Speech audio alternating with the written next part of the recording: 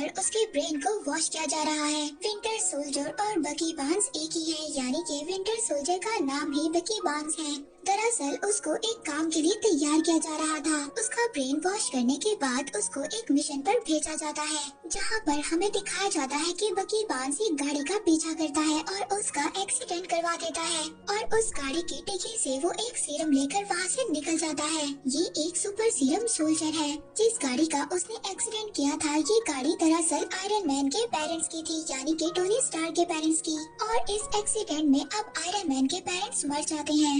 इसके बाद इस मूवी की कहानी शिफ्ट होती है प्रेजेंट में, जहाँ पर हमें कैप्टन अमेरिका और उसके कुछ साथी दिखाए जाते हैं। ये सब के सब नाइजीरिया के लैब में है। वहाँ पर एक सोल्जर को, जिसका ब्रेन बिल्कुल बिकी बार्न्स की तरह वॉश किया गया है, उसको एक बायोलॉजिकल वेपन चुराने से रोक रहे होते हैं। कैप्टन अमेरिका के साथ उसकी पूरी टीम भी थी। अब उसकी पूरी टीम उन लोगों को एक एक कर मार देते हैं। अब वो एक सिर्फ सुपर सोल्जर बचता है और उसके सामने कैप्टन अमेरिका था। अब कैप्टन अमेरिका और सुपर सोल्जर के दरमियान में फाइट होती है। वहाँ पर उस फाइट के दौरान सुपर सोल्जर एक बॉम्ब को एक्टिव कर देता है जो उसकी बॉडी में था और तभी वहाँ पर ब्लास्ट होता है। इससे पहले कैप्टन अमेरिका को वहाँ पर कोई चोट पहुँचती। वहाँ पर वांडा अपनी पावर से उस सुपर सोल्जर को एक बिल्डिंग में फेंक देती है। वहाँ पर उस ब्लास्ट की वजह से बहुत सारे मासूम लोगों की जान चली जाती है। हालांकि वांडा ने वहाँ पर जानबूझकर नहीं किया था, लेकिन अब उसको इस बात का बहुत ज्यादा दुख था। कैप्टन अमेरिका उसके पास जाते हैं। वो कहते हैं कि ये हम दोनों की गलती है और हमारे काम में ऐसा होता रहता है और अगर हम इस बारे में ज्यादा सोचेंगे तो कभी भी अपना काम नहीं कर पाएंगे। अब हमें दिखाया जाता है एवेंजर्स की एक मीटिंग होती है। यहाँ पर मीटिंग के हेड एवेंजर्स को बताते हैं कि एवेंजर्स ने आज तक जितने भी मिशन किए हैं, उन्होंने हालांकि दुश्मन को मात दी है, लेकिन इस काम में उन्होंने कई मासूम लोगों की जान भी ली है और तुम सब एवेंजर्स मेरी नजर में एक खतरा हो। तुम बगैर परमिशन के किसी न किसी कंट्री में चले जाते हो और वहाँ पर जाकर तोड़ फोड़ करते हो, जिससे कई मासूम लोगों की जान चली जाती है। लेकिन अब ऐसा नहीं होगा, मेरे पास इस बात का एक हल है। वो वहाँ पर सबको एक एग्रीमेंट देता है जिसका नाम है स्कोविया एकॉर्ड्स और इसमें इस बात को लिखा हुआ था कि एवेंजर्स अपनी मर्जी से कहीं भी किसी भी कंट्री में नहीं जा सकते और वो अब एक प्राइवेट ऑर्गेनाइजेशन नहीं रहेगी, बल्कि वो लोग अब एक यूएन के अंडर काम करेंगे। जैसे ही यूएन उनको ऑर्डर देगी तभी वो काम करेंगे। और यहाँ पर हम आयरन मैन यानी कि टोनी स्टार्क को भी देखते हैं, जो इस बात पर एग्री होता है क्योंकि वो इस बात को जानता था कि उनकी फाइट के दौरान बहुत ज्यादा मासूम लोगों की जाने जाती है। यहाँ पर टोनी स्टार्क अपने पहले मिशन को याद कर रहा था कि जिस मिशन की वजह से बहुत ज्यादा बर्बादी हुई थी, तो यहाँ पर वो सबका जिम्मेदार अपने आप को कह रहा था, इसलिए वो स्कोविया एकॉर्ड्स के एग्रीमेंट पर तैयार था। लेकिन यहाँ पर कैप्टन अमेरिका इस एग्रीमेंट पर साइन नहीं करना चाहते थे क्योंकि उसको गवर्नमेंट पर बिल्कुल भी भरोसा नहीं था। वो अपने आप पर ज्यादा बिलीव करता था। इस वजह से कैप्टन अमेरिका अब स्कोविया एकॉर्ड्स पर साइन करने से इनकार कर देता है और इस तरह से हम देखते हैं कि एवेंजर्स दो टीम में बट जाते हैं। एक टीम थी टोनी स्टार की, जो स्कोविया एकॉर्ड्स पर साइन करना चाहते हैं, यूएन के अंडर काम करना चाहते हैं, और दूसरी टीम थी कैप्टन अमेरिका की, जो किसी के भी अंडर काम नहीं करना चाहती थी। वो अपने फैसले और अपनी लड़ाई को खुद तय करना चाहते थे।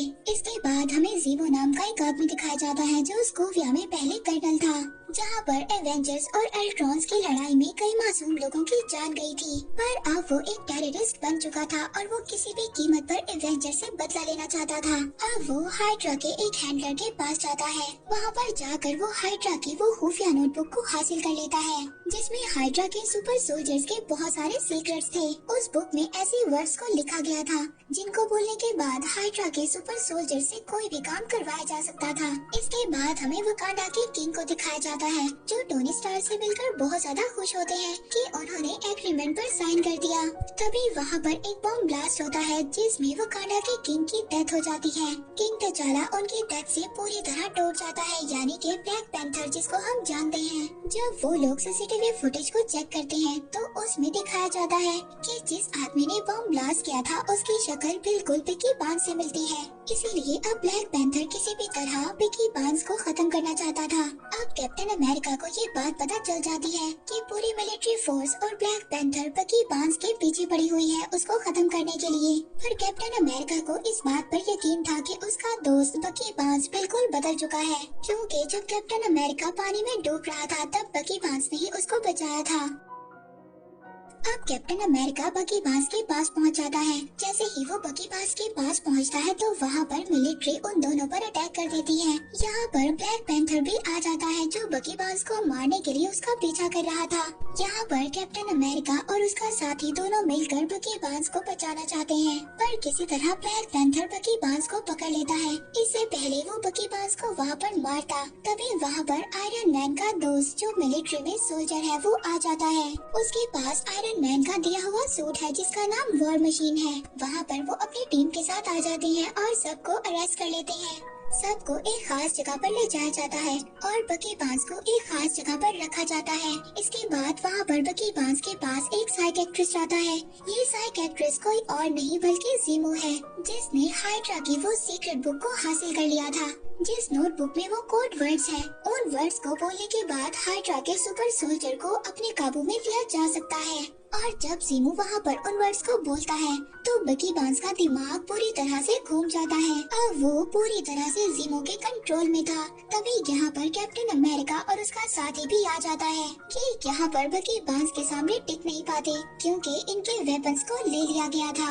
यहीं पर आयरन मैन भी था, लेकिन उसके पास उसका सूट नहीं था। वो यूएन की बिना परमिशन के अपना सूट नहीं पहन सकता था क्योंकि आयरन मैन ने एग्रीमेंट को साइन किया था, लेकिन फिर भी उसके पास आयरन मैन का हैंड होता है जिससे वो बकी बांस पर अटैक करता है, पर अपने सिर्फ हैंड से वो बकी बांस को नहीं हरा सकता था। इसके बाद बकी बांस टेरेस पर जाता है। वो एक हेलीकॉप्टर को लेकर वहाँ से जा रहा था, तभी वहाँ पर कैप्टन अमेरिका जाता है। वो इसके हेलीकॉप्टर को पकड़ लेता है और ये दोनों पानी में गिर जाते हैं। अब बकी बांस यहाँ पर बेहोश हो जाता है। कैप्टन अमेरिका उसको उठाकर अपने साथ ले जाता है और जब बकी बांस को होश आता है तो वो पहले की तरह नॉर्मल हो जाता है। तो वो यहाँ पर कैप्टन अमेरिका को बताता है कि हाइड्रा का प्रोग्राम आज भी मेरे दिमाग में है। उस आदमी ने मेरे सामने उन वर्ड्स को पढ़ा जिसे सुनने के बाद मेरी विंटर सोल्जर वाली पर्सनालिटी एक्टिव हो गई। वो साइबेरिया के बारे में जानना चाहता था। साइबेरिया हाइड्रा का एक बहुत ही खुफिया कैंप था और यहीं से इस मूवी की स्टोरी 1991 में जाती है। हम यहाँ पर फ्लैशबैक को देखते हैं। जब बकी बांस पूरी तरह से हाइड्रा के कंट्रोल में था, उस वक्त उसने टोनी स्टार्क यानी कि आयरन मैन के पेरेंट्स की गाड़ी पर अटैक किया था और उस एक्सीडेंट में आयरन मैन के पेरेंट्स मर चुके थे। बकी बांस ने उस गाड़ी से उस सुपर सोल्जर सीरम को भी चुरा लिया था। इस सीरम से हाइड्रा बहुत ज्यादा सुपर सोल्जर्स को बनाती है जो बकी बांस से भी बहुत ज्यादा पावरफुल हैं और ये लोग आज भी साइबेरिया के एक खुफिया कैंप में हैं और इनका भी मेरी तरह से पूरा ब्रेन वॉश है और ज़ीमो इन लोगों का इस्तेमाल करना चाहता है। और अब ज़ीमो उस खुफिया कैंप की तरफ निकल चुका है। अब उसको रोकने के लिए कैप्टन अमेरिका एवेंजर्स की एक टीम बनाता है। वहीं पर दूसरी तरफ हम उनके मीटिंग के हेड को देखते हैं जो टोनी स्टार्क को कह रहा था कि बकी बांस की वजह से बहुत ज्यादा मासूम लोग मारे गए हैं और हमें जल्दी बकी बांस चाहिए। अब टोनी स्टार्क को देखते हैं जो स्पाइडरमैन के घर जाता है। वो स्पाइडरमैन को अपनी टीम में शामिल होने का कहता है और वहीं पर वो स्पाइडरमैन को एक नया सूट भी ऑफर करता है। और अब टोनी स्टार्क यानी कि आयरन मैन की टीम में स्पाइडरमैन, ब्लैक पैंथर और बहुत सारे इवेंजर्स हैं और अब इस तरह से इवेंजर्स की टीम अलग अलग हिस्सों में बढ़ चुकी है। अब ये दोनों टीम्स एक दूसरे के आमने सामने होती हैं। इन दोनों टीम्स के दरमियान जबरदस्त फाइट होती है। उस फाइट के दौरान जैसे ही कैप्टन अमेरिका को चांस मिलता है, वो बकी बांस को लेकर एक हेलीकॉप्टर में हाइड्रा के बेस के लिए निकल जाता है ताकि वो वहां जाकर ज़ीमो को रोक सके। कैप्टन अमेरिका और बकी बांस को पकड़ने के लिए आयरन मैन और जेम्स स्टोन उनके प्लेन की तरफ उड़ते हैं और उनके पीछे फैल्कन भी होता है। जेम्स स्टोन फैल्कन से कहता है कि उसको नीचे गिरा दो और जब जेम्स स्टोन विजन से अपनी रेस छोड़ता है तो फैल्कन वहाँ से हट जाता है और उन्हीं रेस की वजह से जेम्स स्टोन नीचे गिर जाता है, मगर वो उसको बचाने के लिए उसके पास पहुंचते वो जमीन पर गिर जाता है और जेम्स स्टोन पूरी तरह से इंजर्ड हो जाता है। आयरन मैन यहाँ पर ब्लैक विडो को बताता है कि जेम्स स्टोन की रीढ़ की हड्डी में बहुत बुरी चोट आई है। आयरन मैन को यहाँ पर एक और इन्फॉर्मेशन भी मिलती है कि बकी बांस से जो साइकियाट्रिस्ट मिलने आया था वो रियल नहीं था। उस आदमी का नाम ज़ीमो था। ज़ीमो ने असली साइकियाट्रिस्ट को मार दिया था और साइकियाट्रिस्ट की डेड बॉडी के पास उनको एक मास्क भी मिला था। ये मास्क किसी और का नहीं बल्कि बकी बांस का था। आयरन मैन यहाँ पर समझ आता है कि बकी बांस को फंसाया गया था। वकांडा के किंग जो ब्लैक पैंथर के फादर थे, उनको बकी बांस ने नहीं बल्कि ज़ीमो ने मारा था।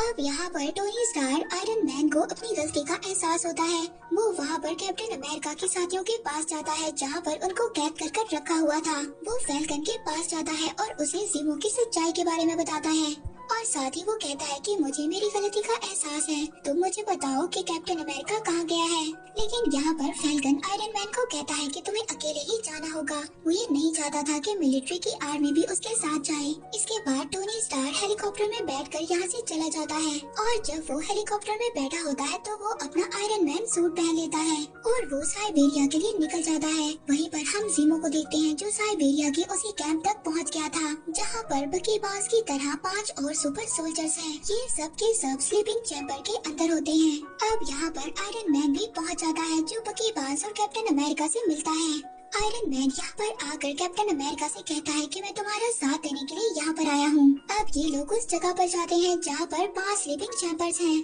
यहाँ पर वो लोग देखते हैं कि उन 5 सुपर सोल्जर्स को किसी ने नींद में ही फायर कर मार दिया था। तभी इन्हें यहाँ पर जीमो की आवाज आती है जो एक बहुत ही मजबूत दरवाजे के पीछे था। जीमो यहाँ पर इनको बताता है कि इन 5 को मैंने ही मारा है। मेरा मकसद इन 5 को मारना नहीं था, बल्कि मेरा मकसद तो ये था कि तुम सब लोग यहाँ पर आओ। तो कैप्टन अमेरिका जीमो से कहता है कि तुमने वकांडा के किंग को सिर्फ इसलिए मारा ताकि हम लोग यहाँ पर आ सके। अब जैसे ही कैप्टन अमेरिका ये सब कुछ बोलता है तो वहाँ पर ब्लैक पैंथर भी मौजूद था जो ये सब कुछ सुन लेता है। तो वो ये बात सुन लेता है कि उसके फादर को बकी बांस ने नहीं बल्कि जीमो ने मारा है। अब इससे पहले ये जीमो पर अटैक करता जीमो यहाँ पर एक रिकॉर्डेड कैसेट चलाता है जो रिकॉर्डेड कैसेट 1991 की थी।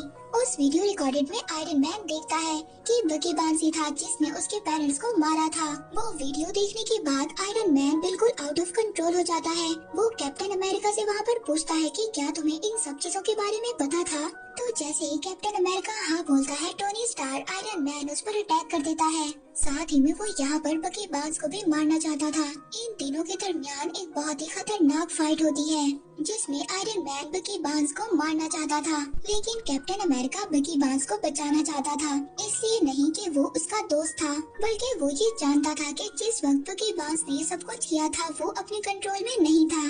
वो उस वक्त पूरी तरह से हाइड्रा के कंट्रोल में था। अब यहाँ पर इन तीनों के दरमियान एक बहुत ही खतरनाक फाइट होती है। बकी बांस यहाँ पर आयरन मैन के सूट के आर्म रिएक्टर को पकड़ लेता है। तभी आयरन मैन की बॉडी से रेस निकलती है और वो रेस बकी बांस के बाजू को अलग कर देती है जिसमें उसकी सारी पावर्स थी। इसके बाद वो कैप्टन अमेरिका को मारने वाला था, पर जैसे ही वो कैप्टन अमेरिका पर अटैक करने वाला था बकी बांस उसका पाँव पकड़ लेता है जिससे कैप्टन अमेरिका को मौका मिल जाता है और वो टोनी स्टार यानी कि आयरन मैन को जमीन पर देकर मारता है और वो अपनी शील्ड से आयरन मैन के मास्क पर अटैक कर रहा था जिससे उसका मास्क तो टूट जाता है। अब वहाँ पर वो उसके चेहरे पर नहीं बल्कि उसके सूट के आर्म रिएक्टर पर अटैक करता है जिससे आयरन मैन का सूट पूरी तरह से डेड हो जाता है। कैप्टन अमेरिका अगर चाहता तो आयरन मैन यानी कि टोनी स्टार को मार भी सकता था, लेकिन वो ये जानता था कि टोनी स्टार का गुस्सा बिल्कुल जायज था। इसके बाद वो अपने दोस्त को यहाँ से लेकर जा रहा था। कैप्टन अमेरिका जब यहाँ से जा रहा था तो टोनी स्टार उसको कहता है कि ये शील्ड मेरे फादर ने तुम्हें दी थी और तुम इसके काबिल नहीं हो। तभी कैप्टन अमेरिका उस शील्ड को वहाँ पर फेंक देता है। वहीं पर दूसरी तरफ जीमो को दिखाया जाता है जिसके पास ब्लैक पैंथर पहुँच चुका है। वो वहाँ पर ब्लैक पैंथर को बताता है कि मेरा बेटा एवेंजर्स का बहुत बड़ा फैन था, पर एवेंजर्स ने जब सोकोविया पर अटैक किया तो उसमें मेरा बेटा मेरी वाइफ सबके सब मारे गए। इसलिए मैं एवेंजर्स से बदला लेना चाहता था, मैं उनको आपस में लड़वाना चाहता था और वो काम मैंने पूरा कर दिया। तुम्हारे फादर एक अच्छे इंसान थे, इस बात का मुझे अफसोस है। और अब जीमो यहाँ पर अपने आप को शूट करना चाहता था मगर ब्लैक पैंथर उसको रोक लेता है और अथॉरिटीज के हवाले कर देता है। वहीं पर हमें टोनी स्टार को दिखाया जाता है उसके दोस्त के फाइट के दौरान पाँव बिल्कुल खराब हो चुके थे। उसके लिए एक्सो स्केलेटन पाँव बनवाता है जिसे पहनकर वो एक बार फिर से चल सकता है। मूवी के लास्ट में हमें वकांडा कंट्री दिखाया जाता है जहाँ पर बकी बांस को एक स्लीप पिल्स में डाल दिया जाता है ताकि वो अपने ब्रेन को पूरी तरह से रिकवर कर सके और कभी भी कोई भी उसको अपने कंट्रोल में ना ले सके। पोस्ट क्रेडिट सीन में हमें स्पाइडरमैन दिखाया जाता है जिसको आयरन मैन की तरफ से एक गिफ्ट मिलता है जो कि एक वेब शूटर है। और इसी के साथ कैप्टन अमेरिका सिविल वॉर यहीं पर एंड हो जाती है।